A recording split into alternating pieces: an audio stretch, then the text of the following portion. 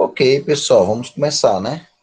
Vamos fazer aquela revisãozinha bem rápida para a gente poder entender esse assunto. Primeiro, a gente está trabalhando a Revolução Russa. A Revolução Russa é a segunda parte do capítulo 2. Depois desse assunto, nós só temos mais imperialismo, e aí a gente encerra, né? Pelo menos essa etapa. Ok, vamos lá. Em poucas palavras, o que foi a Revolução Russa? Foi exatamente uma transição do capitalismo russo para o socialismo. É mais ou menos uma ação dos trabalhadores para implantar o modelo de Karl Marx na Rússia. Foi uma tentativa bem sucedida. Não foi algo sem violência, né? Mas foi um movimento eficiente. O ideal de Karl Marx não é que vai ser concretizado, porque a gente vai estar vendo que é a interpretação que eles fazem da perspectiva de Marx. Então, eles vão agir. Claro que no máximo que eles conseguiram fazer, a gente vai estar vendo, foi uma ditadura. Nunca saiu de uma ditadura. Se bem que a gente vai ter nos últimos governos aí da União Soviética, a gente vai ter um abrandamento do regime. Mas ainda assim, essa experiência vivenciada na União Soviética mostra que o socialismo de Karl Marx pode ser acertado no âmbito político, mas no âmbito econômico se vê que realmente a coisa não é bem assim. Falamos que foi um movimento operário, um movimento popular. Eles foram baseados, então, nas ideias de Karl Marx, e que vai marcar exatamente a derrubada da monarquia na Rússia e a implantação dessa ditadura do socialismo, podemos falar assim, a ditadura do proletariado, né? Usando a expressão de Karl Marx. Essa revolução, então, ela ocorreu no início do século XX, durante praticamente a Primeira Guerra Mundial, e a gente viu, então, que início da década de 20 do século passado nasceu a URSS, e a gente vai estar vendo que no final da década de 80 para o início da década de 90, a gente vai ter a decadência, né, da União Soviética, por diversos motivos que a gente vai estudar no futuro. Mas o mais importante é a gente entender que essa revolução ela aconteceu por causa da situação que a Rússia estava vivenciando. Se você imaginar que esse ideal de revolução, esse ideal de mudanças, ele vem exatamente dentro de um contexto que se necessita mudanças. E era exatamente o que a gente falou na semana passada. A gente tinha uma Rússia que era um vasto território, mas a maior parte da população vivia no campo, o atraso tecnológico era claro, a ineficiência do governo para tratar os problemas econômicos era evidente, na verdade, evidente é ótimo, né? Era evidente. A gente viu que problemas vivenciados por eles é a questão da fome, da pobreza, né, do desabastecimento. A gente falou então que a Rússia tinha um modelo de governo que estava sendo abandonado do mundo, que era a monarquia absolutista. Era a figura de uma autoridade que era visto como um ser escolhido por Deus. Aqui a gente teve a imagem que a gente viu na semana passada, que seria a imagem do imperador da Rússia, Nicolau II, que fazia parte da família Romanov. Já estava no poder há 300 anos na Rússia. Sem dúvida nenhuma, uma longa dinastia, né? A gente falou que a Rússia, na verdade, era um juntamento de vários povos, uma terra tão vasta que pegava terras na Europa e na Ásia. Então, daí você vê assim a imensidão do território. Um governo extremamente autoritário, como eu disse para vocês, você não podia criticar o governo, você não podia se manifestar politicamente, que você poderia ser reprimido por esse governo. E a Rússia, como eu disse para vocês, a industrialização dela aconteceu com a ajuda de fora. Sem a ajuda de fora, sem dúvida nenhuma, a Rússia estaria vivenciando aí um grande atraso econômico, né? Então a situação realmente era difícil. A gente viu que a Rússia inventou ainda, dentro de um contexto tão ruim, de entrar numa guerra contra o Japão. Era uma Rússia tentando ser meio que imperialista, e no final isso acabou trazendo mais prejuízo para ela. A gente viu que amplificou os aspectos negativos que elas estavam vivenciando. A gente fez um comentário rápido sobre o modelo de socialismo, que foi baseado aí, serviu como base aí para os revolucionários. A gente falou dessa ideia do proletariado ser o herói, essa ideia deles assumindo o governo e implantando uma ditadura, acabando com isso, com a desigualdade social e com a propriedade privada. Essas ideias de Karl Marx, como eu disse na aula passada, foram os grandes pontos chaves influenciadores deste movimento. E aí a gente exatamente parou nessa parte aqui, 1905. Em 1905, a Rússia tinha perdido para o Japão, a crise econômica era muito grande, os preços subindo absurdamente, a população se manifestando, e à medida que esses trabalhadores eles se unem, em meio a um contexto ruim que eles estão vivendo, salários baixos, jornada de trabalhos amplificada, falta de direitos, entre outras coisas, no meio de tudo isso, esses trabalhadores percebem que eles têm que se unir. E o ideal que, na verdade, vai juntar eles é exatamente o ideal de Karl Marx. E aí, no meio de tudo isso, acaba aparecendo o Partido Social Democrata, que tinha como objetivo implantar o socialismo na Rússia. Porém, dentro desse partido, a gente viu que surgiu divergências. Alguns acreditavam que tinha uma forma de chegar nisso e outros acreditavam em outra. E aí o partido se partiu.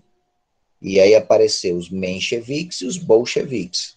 A gente viu que os mencheviques acreditavam que a melhor forma de chegar no socialismo é uma coisa processual, digamos assim, evolutiva, né? Em que é feita uma aliança com a elite e a partir dessa aliança vai se chegando no governo e vai trazendo as mudanças. Os bolcheviques acreditavam que essa aliança não deveria acontecer, até porque a elite não tem interesse nisso, de fato, de verdade, e eles acreditavam, então, que os trabalhadores tinham que pegar em armas, assumir o controle e implantar de forma imediata o socialismo na Rússia. E a gente viu na semana passada que é exatamente esse partido, que é o Partido Bolchevique, que foi exatamente ele que teria feito, concretizado esse processo revolucionário na Rússia. A gente falou da liderança dele, o destaque seria o Lenin.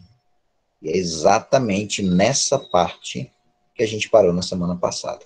Tranquilo? Agora a gente vai prosseguir, né? Vamos para frente. Ok. Antes da gente começar, alguém tem alguma pergunta? Não?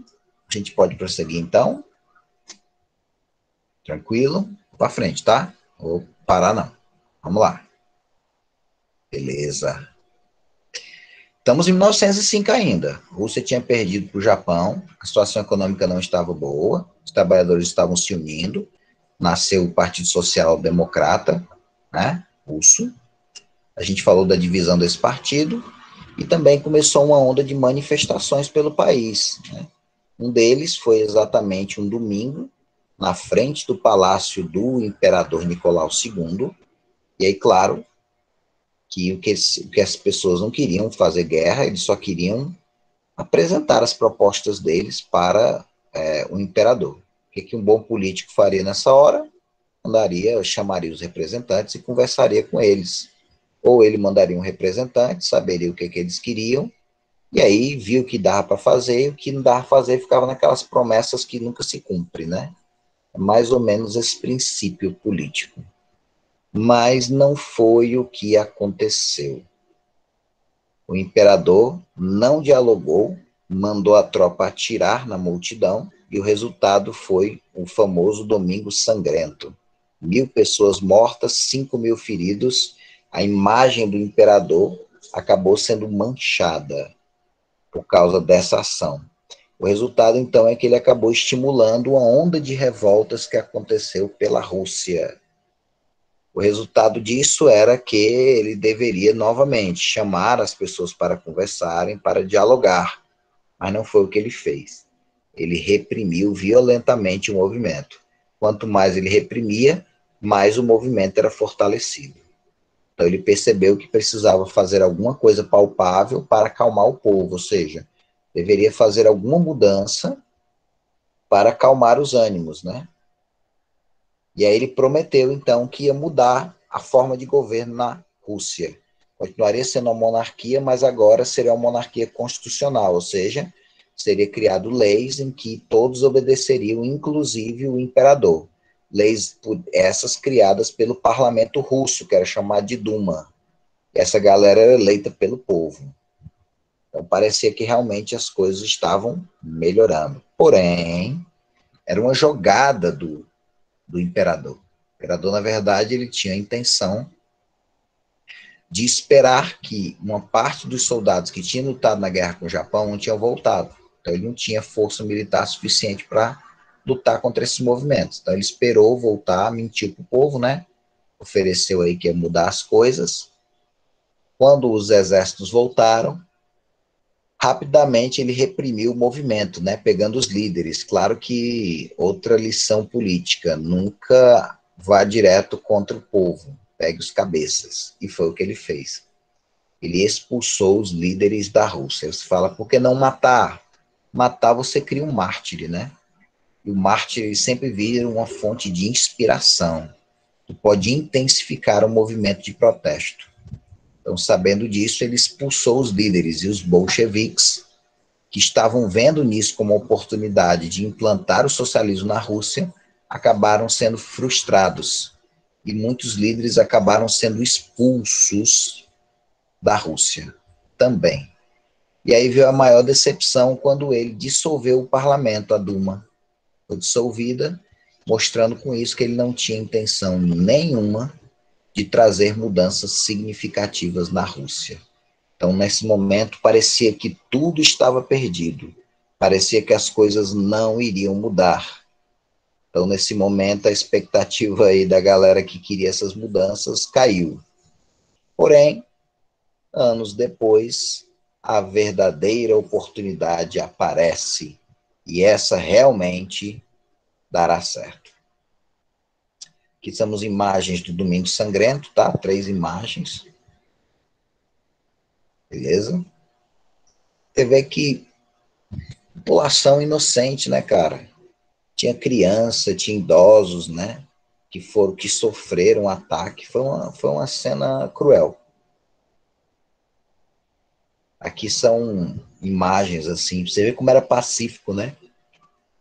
As pessoas estavam levando até imagens ou do imperador, imagens religiosas, né? Quer dizer, não tinha nada demais, era bem tranquilo, não precisava ele ter agido de forma brutal, né? Como ele agiu. Isso acabou sendo extremamente negativo para ele, né?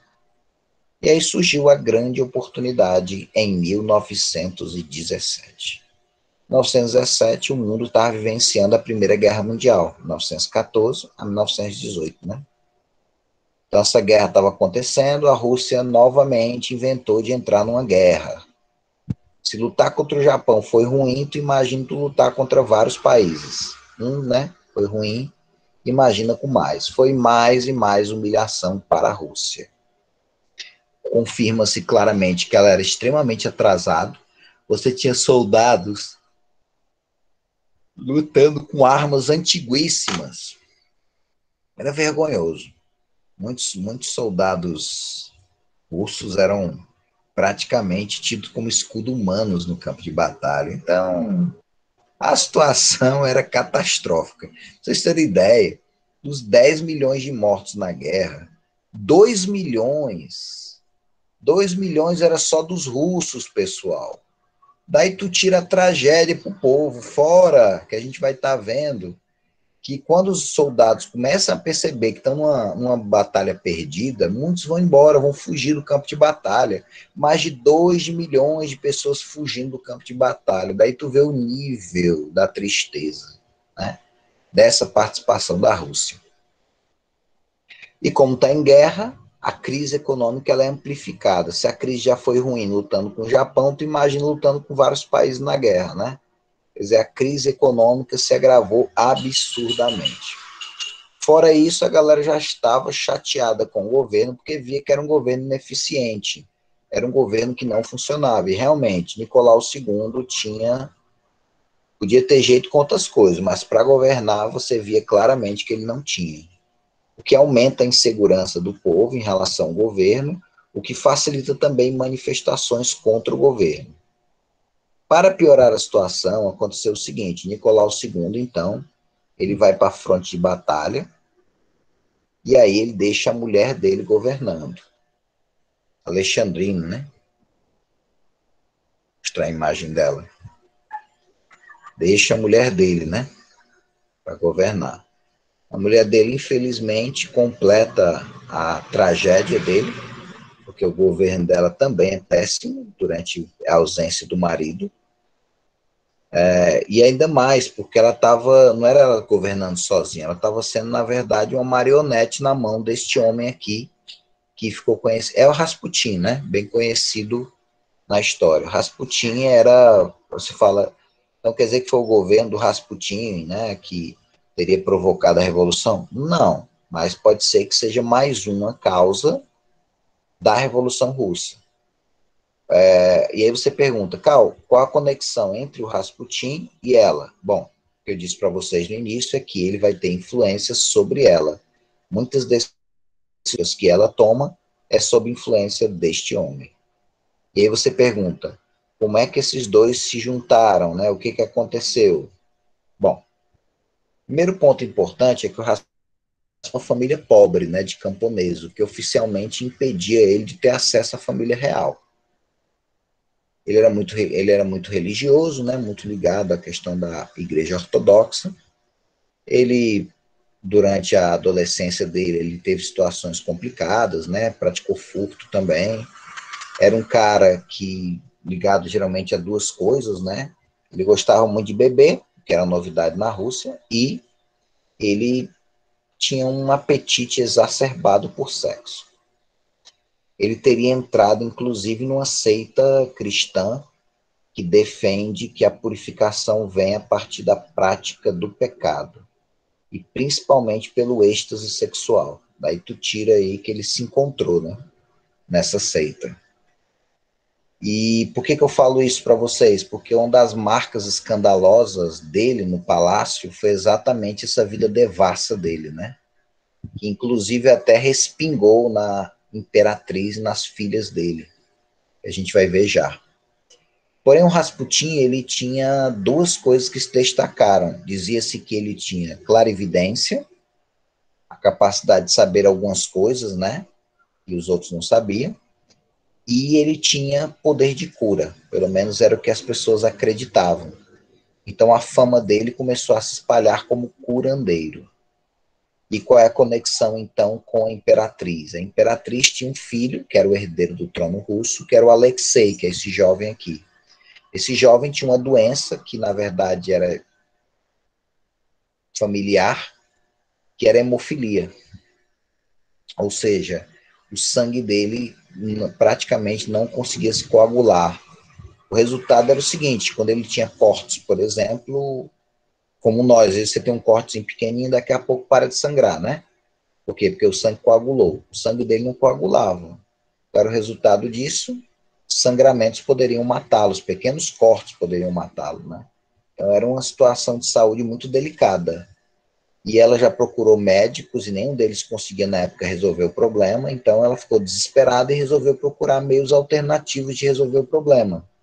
E aí surgiu exatamente a ideia de procurar esses curandeiros, né? E aí aparece exatamente a figura do Rasputin. O que se conta é que ele teria curado um filho de uma parenta próxima dela, né, da imperatriz. A notícia se espalhou e chegou aos ouvidos dela e ela resolveu chamar o Rasputin para ajudar o filho dela que estava em crise. E aí aconteceu uma coisa milagrosa. Ele chegou, quando ele chegou próximo do menino, o menino ficou bom da crise, só com a presença dele. Isso não aconteceu uma vez, isso aconteceu várias vezes. E então a imperatriz percebeu que não poderia deixar Rasputin afastado do seu filho. Ele era uma presença que ajudava na cura do filho dela. E aí ela começou a criar uma admiração muito grande por ele, e ele acabou vivendo num palácio próximo à família real e tendo uma grande influência sobre ela. Porque não só ela, como o marido dela, acreditava que o Rasputin era um homem santo, um homem enviado por Deus e tal. Então daí tu vê o nível da influência dele. cara foi para o palácio, aproveitou a oportunidade, né? Usava essa proximidade com a família real para conseguir benefícios, principalmente sexuais, às pessoas. Pessoas precisavam de cargos públicos, geralmente, para receber, vocês entendem o que eles muitas vezes exigiam, né? E, inclusive, até rolou um boato na época dizendo que ele estaria envolvido com a imperatriz. Não tem provas disso. E também com as filhas dela. Principalmente, a gente tem um relato de uma ex-empregada da família real que contou que teria visto já ele encontrando com as meninas de camisola, mas não prova nada, né, a princípio. Mas que ele realmente tinha essa vida devassa, realmente ele tinha. A influência dele sobre ela, principalmente nas decisões políticas, acabaram alimentando a inveja e a raiva e o desejo de eliminá-lo.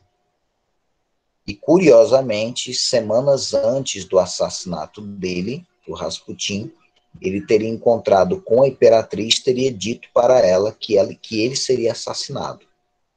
Aí teria dito para ela, então, que se ele fosse assassinado por pessoas do povo, a família estaria bem dela.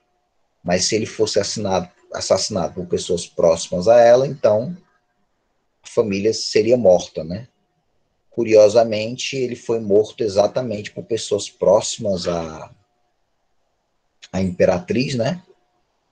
E 3 anos depois da morte dele, eles também foram mortos, né? Da família real. Não sei se a gente pode considerar isso uma profecia, né?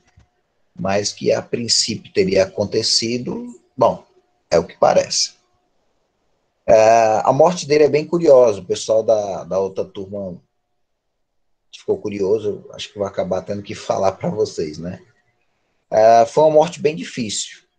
Primeiro porque ele já tinha sofrido um atentado uma vez, uma mulher, uma prostituta, teria dado várias facadas nele, mas ainda assim ele sobreviveu. Aí ele, olha como ele foi morto, né? Curiosamente, deveria ter desconfiado. Ele foi convidado, foi chamado, na verdade, por um nobre, e ele ofereceu a mulher dele em troca de favores políticos para ele. Ele aceitou prontamente, deveria ter até questionado, né? Convidou ele então para a casa dele, e lá, quando ele chegou, o pessoal deu para ele vinho e bolo envenenado. A quantidade que ele comeu dava para matar talvez uns 2 cavalos, e o cara estava bonzinho.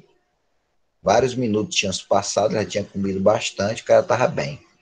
Aí, de repente, ele foi lá, passou mal e acabou caindo, né? Então, o pessoal, beleza, morreu, né? Aí, quando foram, talvez, pegar ali para enrolar ele, o corpo dele e tal, quando voltaram, ele se levantou de uma vez e agarrou no pescoço aí um dos mandantes, provavelmente, do assassinato dele. Depois levou vários tiros e ainda assim estava querendo escapar para o pátio. Chegando no pátio, então, ele levou provavelmente facada e foi também, novamente levou vários tiros, né?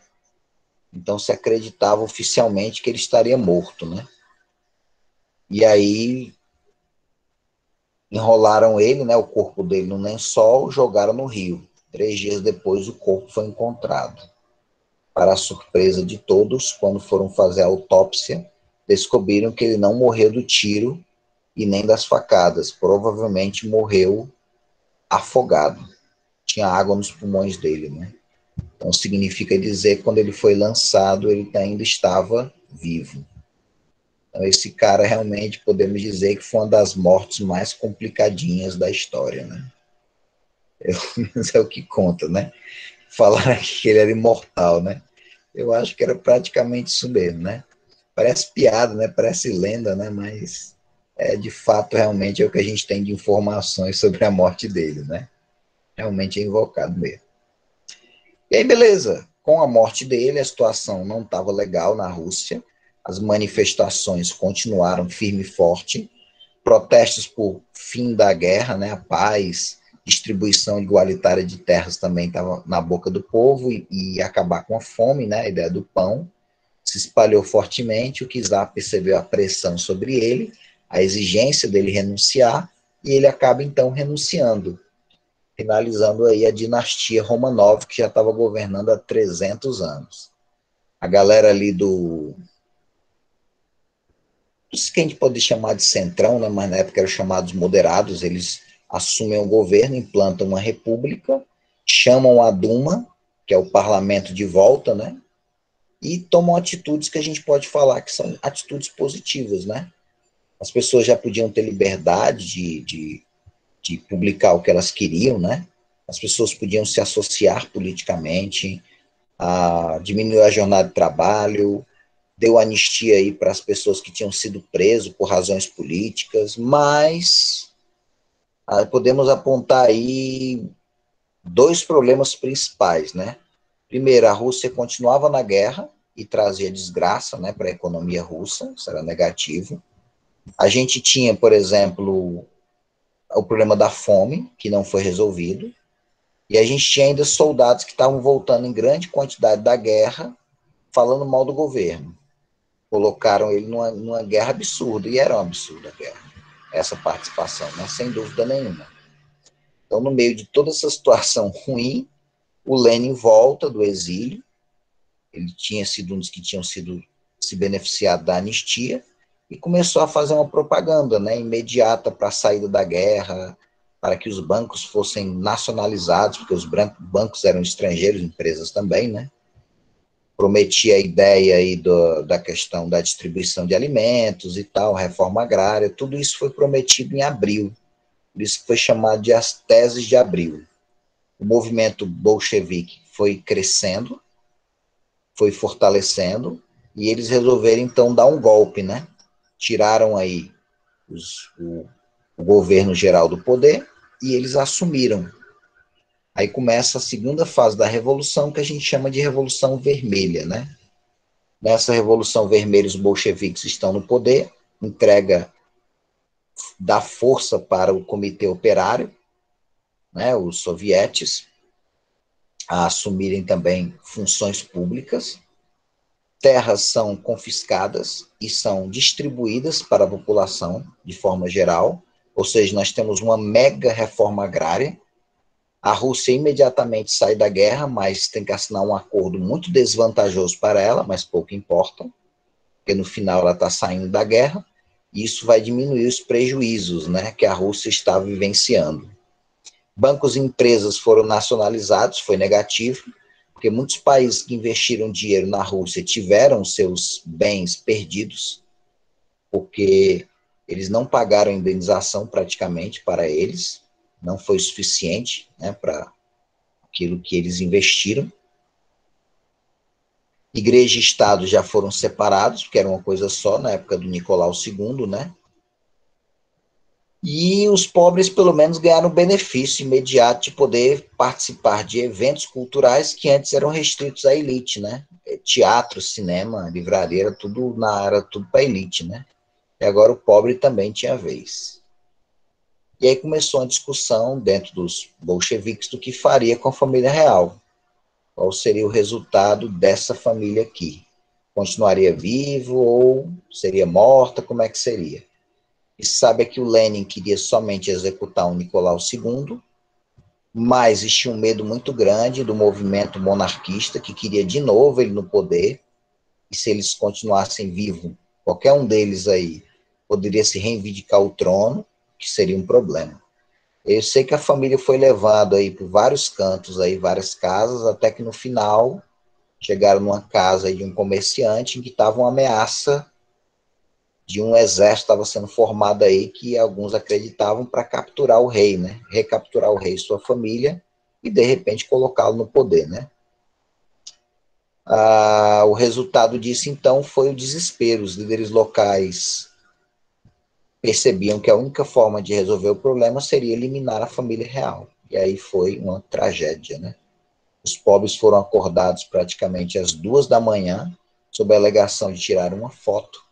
Quando chegaram ali no andar de baixo da casa, foram colocados enfileirados, esperando a fotografia que nunca aconteceu, né? E aí chegou um oficial leu um papel que dizia que eles seriam executados, eles ficaram desesperados, né? E aí começou tiro para todo lado, né? Ele, o Nicolau II, morreu rápido, né? Mas as filhas tiveram dificuldade, porque para guardar as joias da coroa, eles foram costurar na roupa essas joias, né? Então, muitas balas acabavam atingindo essas joias e ricocheteavam. Muitas delas estavam no chão, feridas, mas não mortas, e acabaram sendo mortas à facada ou com a própria arma, as armas utilizadas e tacando na cabeça delas. Você vê a cena terrível que foi vivenciada por essa família, né?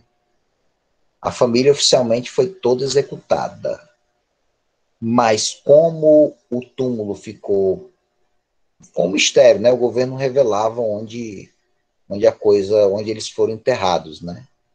E quando se descobriu onde estava o túmulo, se viu que tinha no túmulo onde eles estavam faltando 2 pessoas. E aí começou a rolar uma lenda, né? A lenda da Anastácia, né? Essa menininha aqui, que acredita que ela teria sobrevivido, né? Essa lenda se espalhou pela Rússia e se imaginava que a qualquer momento ela apareceria. Várias mulheres, anos depois, apareceram dizendo que era Anastácia, né? Uma delas é essa mulher aqui, que é a Anastácia novinha. Aqui essa mulher que foi a Ana, que teria nova, ela tá aqui nova, ela que está mais velha, né? Ela teria aparecido e teria dito que ela era Anastácia. Ela é muito convincente, que levou até a família a desconfiar que de repente ela fosse Anastácia, porque ela também tinha um conhecimento assim de fatos da família que eram restritos a eles, né? E aí isso deixou eles intrigados. Então, 2 coisas acabou minando isso, né? Primeiro, se viu que ela não falava o russo e nem falava o inglês, que eram línguas faladas fluentemente pela Anastácia. Segundo, depois da morte dela, pegaram materiais dela e o DNA e compararam com a família real e descobriram, então, que ela não era da família real. Era impostora, né? Talvez uma mulher aí que acreditava piamente que era, né? Acreditava tão fortemente que acabou convencendo a si mesmo e os outros, né? A Beatriz fala da questão do filme Anastácia, realmente tem. Só que no filme ele sustenta a lenda, né? De que realmente ela teria sobrevivido. Porém, esse mistério praticamente chegou no fim. Ou ainda não, porque sempre resta as dúvidas, né? Mas foi encontrado próximo do túmulo os corpos de mais 2 pessoas que se viu que era da família real, provavelmente também de Anastácia, né? Então, provavelmente ela não teria sobrevivido, né? No final, família real executada, existiu também um conflito entre os bolcheviques, seus apoiadores, que formavam o Exército Vermelho, contra a galera que perdeu, né? Principalmente os mencheviques, os senhores de terra, a igreja, a galera que apoiava o imperador. Essa galera se uniu e formou o Exército Vermelho. Aí começou uma briga entre os vermelhos e os brancos, né? Uma verdadeira guerra civil. Todo o país foi direcionado para a guerra, no que a gente chama de comunismo de guerra. Tudo passou a ser direcionado para ela. No final, os vermelhos tinham realmente mais força e acabaram sendo vitoriosos. Os brancos foram derrotados e os bolcheviques assumiram o poder e acabaram formulando aí, na verdade, finalizando a estruturação do chamado Partido Comunista, que vai ser exatamente o partido que vai comandar a política do país, né? Como a Rússia agora era um país comunista, ele era visto como um mau exemplo para o mundo, então a Rússia foi isolada do mundo. Ninguém queria negócios com ela. Foi o que a gente chama tradicionalmente de política do cordão sanitário. Lenin, líder dos bolcheviques e agora do Partido Comunista, assume o governo e vê que a Rússia está com a economia acabada depois da guerra. E agora, como é que ele ia fazer para recuperar a Rússia? Ele fez uma política diferente. Ele resolveu abrir a economia da Rússia para investimentos de fora, inclusive de países capitalistas, permitiu pequenas empresas que continuassem existindo, ou seja, É como se ele estivesse fazendo um modelo aí de governo meio que misto entre o socialismo e o capitalismo. A ideia é exatamente recuperar rapidamente a economia para depois implantar o comunismo, o socialismo no âmbito econômico também, né? Ao mesmo tempo que ele estava tentando fazer uma abertura econômica sob os moldes capitalistas, ao mesmo tempo também o Partido Comunista estava botando era quente. Qualquer pessoa que criticasse eles era rapidamente reprimida, nenhum tipo de oposição era permitido durante esse governo, e aí os líderes acabaram se reunindo e deu origem ao que a gente chama tradicionalmente de URSS, ou União das Repúblicas Socialistas Soviéticas. Não pegava só o território da antiga Rússia, mas também pegavam outros países que também adotaram o socialismo como modo de produção do seu país, né? Romênia, Bulgária, Polônia, acabaram fazendo parte da chamada antiga União Soviética. Beleza? Que vai chegar ao fim praticamente no início da década de 90, e a gente vai entender o que aconteceu mais na frente para o fim da chamada União Soviética. 2 anos depois, Lenin, por motivos de saúde, acaba falecendo. Com a morte dele, começou uma disputa forte no país para ver quem é que assumia, quem era o sucessor. Apareceu 2 candidatos, o Trotsky, que era o líder das tropas comunistas, general muito amado, cara muito estudado, e o Stalin, né? O Trotsky acreditava que deveria se implantar na Rússia uma constante revolução, não só lá, como em outros países também, e o Stalin acreditava que a coisa tinha que ficar na Rússia só, inicialmente. Como Stalin era líder do Partido Comunista, ele tinha mais influência, ele acabou sendo vitorioso. O Trotsky perdeu e o Stalin expulsou o Trotsky da Rússia. Claro que o Stalin não descansou enquanto não matou o pobre coitado, né? A gente vai ver que essa marca de perseguição aos seus opositores e a morte deles era uma marca do Stalin, o que a gente chama tradicionalmente de stalinismo. Quer queira ou não, o Stalin pode ter se implantado uma das piores ditaduras da história, se não a pior ditadura, mas ele realmente conseguiu tirar agora União Soviética da situação ruim que estava vivenciando, né? Ele investiu pesado na indústria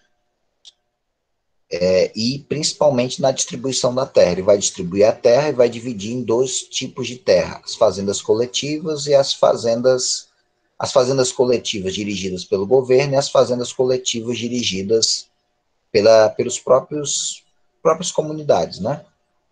Vai dar tão certo que em pouco tempo, em poucos anos, a Rússia vai virar uma superpotência mundial, né? Mas tudo isso em troca de uma ditadura radical, onde todo mundo tinha que acertar as ordens dele, que era o líder do Partido Comunista. Tudo passou a ser controlado pelo Partido Comunista. A arte, música, teatro, tudo virou um meio de propaganda política. Tá? É realmente uma verdadeira censura em massa, né? Uma verdadeira manipulação. Parece com o nazismo, né? Quando foi implantado, enfim. A gente vai trabalhar isso aí com mais calma no futuro. E ainda começou uma babação o governo dele, né? O governo dele, o cara era babado, era propaganda demais ao governo dele, entendeu? Era uma situação realmente crítica, né? Terrível. As propagandas eram desse tipo aqui, né? O Stalin sempre era o personagem principal, como vocês estão vendo aqui a figura dele, e ele visto de diversas formas, o grande capitão, né? Que conduz a nação, ou o grande líder de uma grande nação, né? Ou o grande chefe de uma família, ou o grande pai da nação, né? Da jovem nação da União Soviética, ou o grande homem amado pelas massas também, ou pela juventude, coisa do tipo, né? Essa babação, esse personalismo foi outra marca do governo que a gente chama de stalinismo dele, né? Mas também tem um detalhe, se alguém falasse alguma coisa contra o cara, era morte na certa. Execuções em massa durante o governo dele. Qualquer pessoa era vista como sabotador do regime, né? Ou qualquer pessoa que não quisesse trabalhar no ritmo dele seria executado. Cara, para vocês terem ideia, morreu mais de 40 milhões de pessoas durante o governo dele. Daí você vê como a coisa foi bem cruel, né? Foi, sem dúvida nenhuma, uma experiência terrível.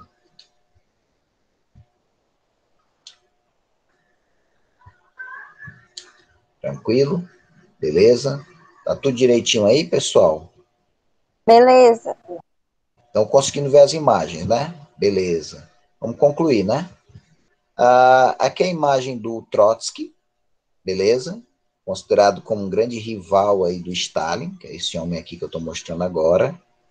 Esse cara, ele foi se exilar no México. Ele foi para um país, depois foi para o México. E lá no México, um agente do Stalin encontrou ele e assassinou ele a picaretadas. Aqui está o instrumento que foi utilizado para assassiná-lo, né? Foi muito cruel. O agente chegou lá como espião, se infiltrou aí no Trotsky, ganhou a confiança dele. Depois que estava confiando nele, o cara foi lá, aproveitou a oportunidade e assassinou ele, né? Quer dizer, daí você vê a imensa crueldade do Trotsky, né? O assassino dele foi pego, disse que não tinha nada a ver com Stalin, com a União Soviética. Foi preso durante 20 anos. Quando o cara saiu da prisão, foi para a União Soviética e foi recebido como um herói nacional. Aí tu vê de cara que o cara estava envolvido, né? Tu vê que realmente a coisa não foi como ele estava querendo defender no final das contas, né? Então realmente foi muito complicado. Imaginar que ele governou a Rússia durante quase 30 anos, né? Então foi um longo período de governo.